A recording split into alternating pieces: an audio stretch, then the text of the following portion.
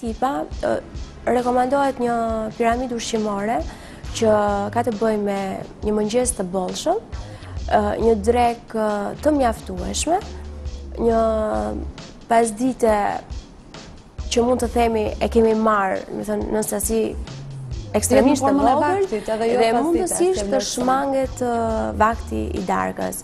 Nuk këshillohet të përdoren absolutisht prodhimet e qumshtit, qumshtit dhe nën produktet e tija, që është gjalpi, djathi, nuk këshillohen të përdoren.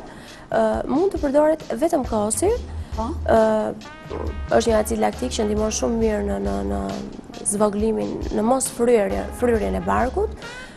Kosi natyrisht pa yndyrë preferohet në këto. Preferohet konsumimi i drithrave dhe i frutave, kryesisht fruta jo shumë të ëmbla. Hidratimi i trupit natyrisht duhet të konsumuar jo më shumë se 1 litër, jo më pak se 1 litër e gjysmë lëngje, ku në këto përfshihet uji, supa që mund të marrë personi, lëngjet e frutave, minimalisht 1 litër e gjysmë. Përmendët që duhet kemi vëmendjen tek një mëngjes i cili duhet të jetë goxha i bollshëm. Çfarë duhet të kuptojmë me këtë? Mëngjesi duhet të jetë goxha i bollshëm. Natyrisht nuk i mbushur të përqendrojmë të gjitha kaloritë aty dhe ndoshta natyrisht nuk preferohet të konsumohet qumshti me djathin. Në këto tipa preferohet veza, jo shumë e verdha e vezës, sa e bardha e vezës, mjalti, reçeli mund të përdoret, cornflakesat me kos mund të përdoren. Ky është natyrisht i shoqëruar me një fet bukë të zezë. Ky është mëngjesi i një tipi android. Pra ky është mëngjesi i bollshëm për tipat që kanë këtë problematikë për cilën e flasim. Dhe sigurisht që ne duhet ta ndjekim këtë dietë në mënyrë rigoroze, besoj? Natyrisht. Dhe për çfarë kohe ne arrim të shohim rezultat?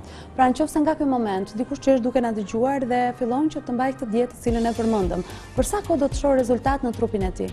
Tipa, nëse do vazhdojnë të konsumojnë ushqime që kanë konsumuar gjithmonë, do kenë goxha probleme në vazhdimisht duke u fryrë në këto zona. Dhe nëse se këto do ndjekin këtë program rigoros, brenda një kohe 3-4 muaj, ato do shikojnë vërtet një përmirësim goxha të mirë të trupit të tyre. 3-4 muaj? Po. Një shkak tjetër i fryrjes së trupit në pjesën e sipërme është edhe ankthi. Ankthi është një ndër arsyet kryesore që ankthi apo stresi që përjetojmë në çdo ditë? Ankthi dhe stresi natyrisht. Dhe rekomandohet që personat duhet të jenë shumë të qetë, duhet të karakterizohen nga një qetësi shumë e madhe.